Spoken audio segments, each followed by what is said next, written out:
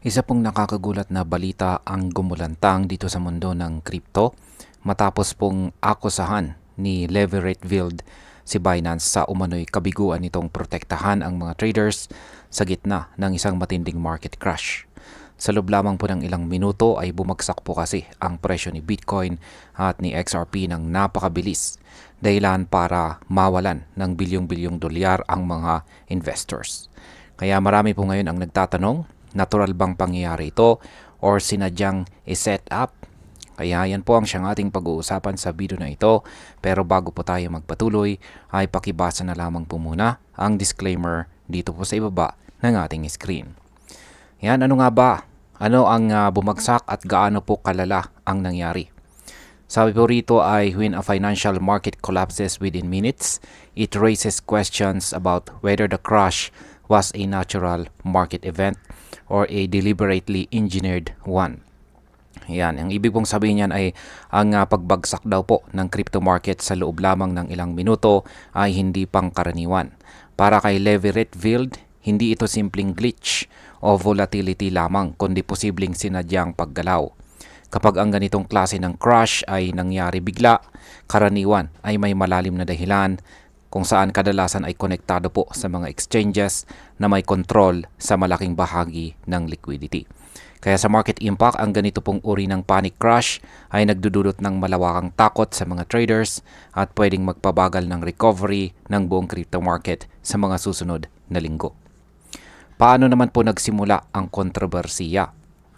Sabi po rito ay that question is now echoing across the crypto world after an explosive video from Leverett Wild accused Binance, the world's largest exchange, of failing to protect retail investors during one of the most severe liquidation events in crypto history. Yan, paliwanag po natin yan. Ayon daw po kay Wild, si Binance mismo ang may pananagutan dahil hindi raw nito naprotektahan ang mga retail investors. Sa kanyang viral na video, sinabi niyang ito raw ang isa sa pinakamatinding liquidation events sa kasaysayan ng crypto. Habang bumabagsak po ang market, libo-libong traders ang nawalan ng access sa kanilang accounts at hindi makapag-trade. Para kay Wild, malinaw po na may kapabayaan o sadyang hindi ginawang aksyon si Binance. Sa market impact, dahil po sa mga akusasyon, bumaba ang tiwala ng ilang mga investors kay Binance at posibleng lumipat po sila sa ibang exchanges tulad po ni Coinbase or Kraken na siyang magdudulot ng pagbaba ng trading volume kay Binance. Ngayon ay gaano naman po kalala ang naging pagbagsak?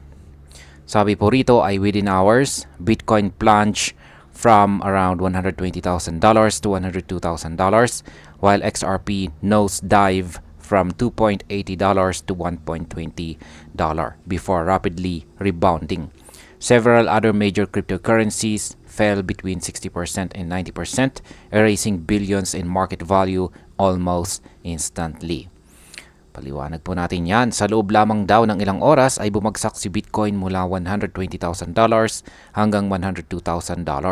Sa XRP naman po ay tuluyang nalaglag mula $2.80 hanggang $1.20 bago siya bahagyang bumawi.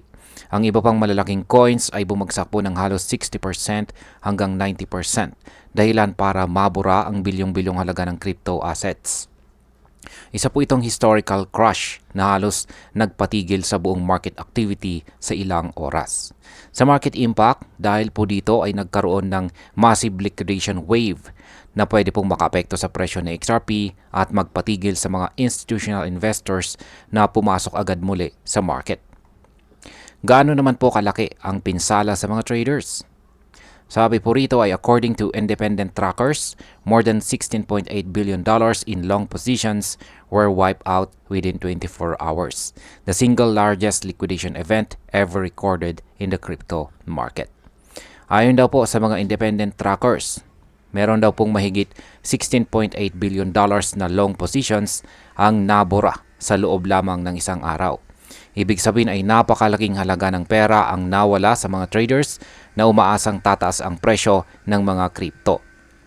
Ito na po ang pinakamalaking liquidation event na naitala or na-record sa kasaysayan ng crypto market. At karamihan ng mga naipit dito ay mga retail investors.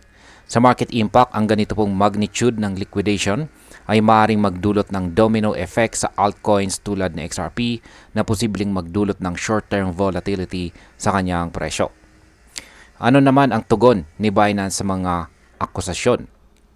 Sabi po rito ay Binance later acknowledged heavy market activity that caused high load and intermittent delays, assuring users that funds are safe. But for millions of traders who watched their account liquidate while being unable to log in, that reassurance came too late. Yan, paliwanag po natin yan. Matapos daw po ang insidente, kinumpirma ni Binance na may heavy market activity na siyang nagdulot ng delay sa kanilang system. Ayon sa kanila, ligtas daw ang pondo ng mga users. Ngunit para sa milyong-milyong traders na nawala ng access habang naliliquidate ang kanilang positions, huli na ang lahat.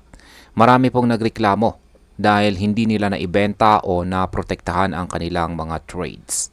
Kaya sa market impact, ang ganito pong sitwasyon ay nakakasira ng reputasyon ng exchange at pwedeng magbunga ng regulatory actions laban kay Binance sa mga susunod na buwan. Ano naman po ang sinabi ni Levi Rietveld sa kanyang viral video? Yan, sabi po niya ay, "Today I am putting absolutely everything on the line for you guys. Insane market manipulation we have ever witnessed." Yan, ayon po kay Rietveld, inilalagay daw niya sa peligro ang kanyang sarili upang ilantad ang nangyari. Sabi niyang ito ay maaring gross negligence o insane market manipulation. Para sa kanya, may mga paraan si Binance para pigilan ang tuluyang pagguho ng market, ngunit hindi po ito ginawa. Ang kanyang pahayag ay nagpasiklab po ng galit sa crypto community na ngayon humihingi ng paliwanag mula sa exchange. Sa market impact, ang ganitong klase ng whistleblowing ay nagdudulot ng malaking sell pressure dahil sa panic ng mga traders, lalo na sa mga hawak si XRP at saka si Bitcoin o mga Bitcoin at saka XRP holders. Ano naman po ang mga hakbang na hindi ginawa ni Binance ayon kay Rietveld? Sabi rito ay they could have done a proactive trading halt, dynamic margin hikes and circuit breakers, liquidity injections, API throttling tweaks, and cross margin safeguards, but they didn't. Yan, ibinulgar po ni Rietveld na kaya raw ni Binance pigilan ang mga liquidation sa pamamagitan po ng circuit breakers, dynamic margin hikes o liquidity injections. Ngunit hindi daw nila ito ginawa. Ayon sa kanya, tila pinabayaan ng exchange ang mga retail traders habang ang mga institutional players ay patuloy na kumikita sa gitna ng kaguluhan. Para kay Rietveld, malinaw ang kakulangan sa transparency. Kaya sa market impact, kung totoo ito, maaaring magbunga ito ng malalaking investigation mula sa mga regulators na maaari pong magpahina sa tiwala ng mga investors kay Binance at sa buong centralized crypto system. Ngayon ay sino naman po ang tunay na nakinabang sa crash? Yan, ang sabi po rito ay he further claimed that while insiders and institutional players were able to execute trades and profit from the chaos, most retail traders were locked out. Yan, ibig pong sabihin niyan ay sinabi pa ni Rietveld na habang ang mga insiders ay patuloy na nakaka-trade at kumikita, karamihan sa mga retail traders ay naka-lock out. Hindi po nila ma-access ang kanilang accounts kaya walang nagawa kundi panoorin na lang ang pagkawala ng kanilang puhunan.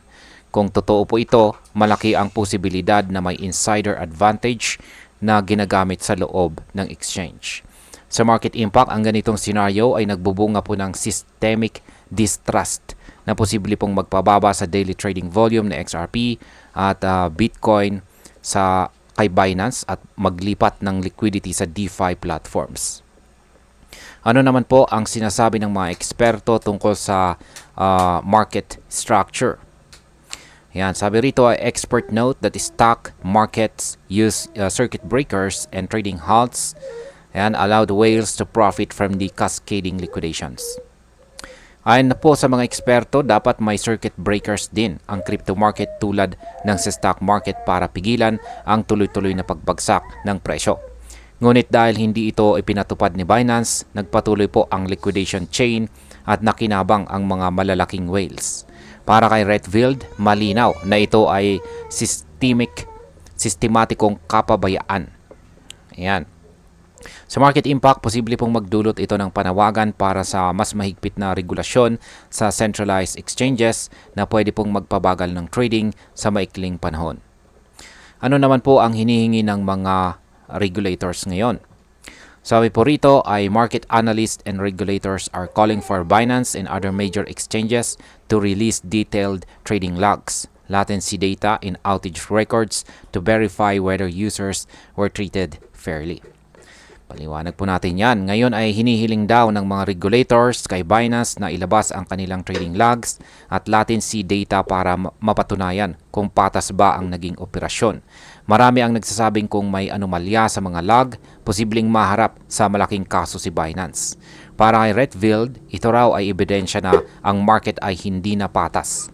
Kaya sa market impact, kapag pinatunayan ang mga accusation, pwedeng magkaroon ng massive withdrawal wave kay Binance na magpapabagsak sa liquidity ng buong centralized crypto ecosystem. At ayan, bilang panghuli, ang aking opinion naman tungkol dito ay para po sa atin bilang mga traders at investors ay malinaw na may malaking aral po sa pangyayaring ito.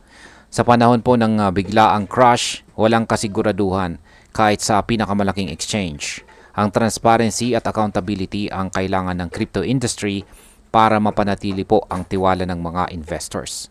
Habang hindi pa malinaw kung ito ay gross negligence or market manipulation, ang sigurado dapat mag-ingat tayong lahat sa paggamit ng centralized platforms. Sa XRP at iba pang altcoins ay mananatiling volatile hanggang masolusyonan ang isyong ito. At hanggang dito na lamang po tayo sa video na ito mga ka-crypto. Maraming salamat sa panonood.